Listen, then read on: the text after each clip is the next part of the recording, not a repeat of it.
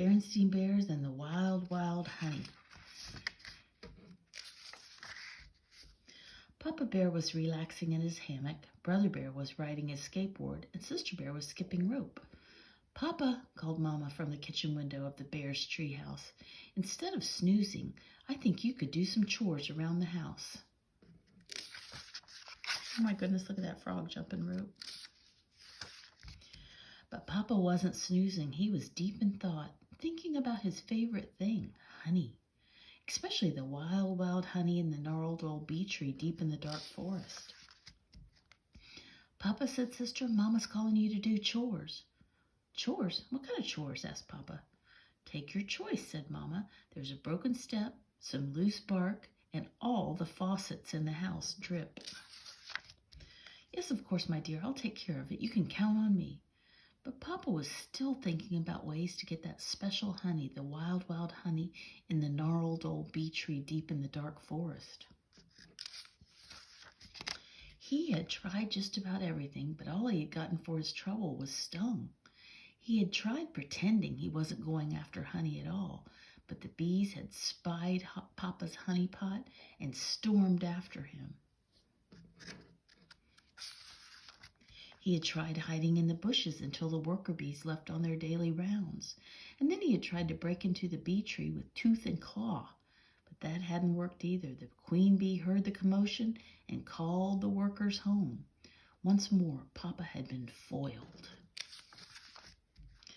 "Well, I'd better get to work on these faucets," said Papa, getting out of the hammock. "Wait a minute, I've got it. What an idea.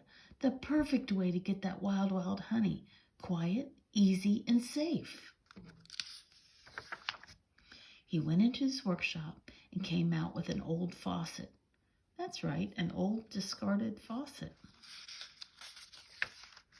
He shined it all up and oiled it so it worked properly. "What are you going to do?" asked Brother. "It's very simple. I'm going to drill a hole in the base of the bee tree and install the faucet.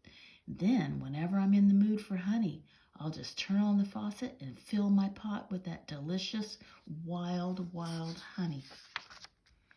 "Do you think it'll work?" asked Sister, as the cubs followed Papa along the path that led to the gnarled old bee tree deep in the dark forest. "Of course it will work," Papa whispered as he drilled a hole in the base of the bee tree. "It's super duper guaranteed to work." It began to look as if Papa was right.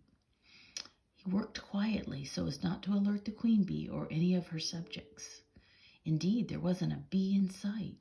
Soon Papa's invention was ready. "Now I'll turn on the faucet and yum, I can almost taste it. We'll have instant honey." Papa turned the handle. "Papa, look out!" cried the cubs, for what came out of the faucet was not instant honey, but instant bees. "Yipe!" yelled Papa as the bees chased him along the path away from the gnarled old bee tree. Back at the treehouse, the cubs explained to Mama that Papa's honey faucet hadn't worked very well. "Doesn't surprise me," said Mama. "The faucets in our house don't work very well either." Uh-oh, Papa looks a little sheepish. Maybe he should have fixed the faucets in the house. Or maybe Mama could. Oh, there's the bee tree. The Berenstain Bears and the Wild, Wild Honey.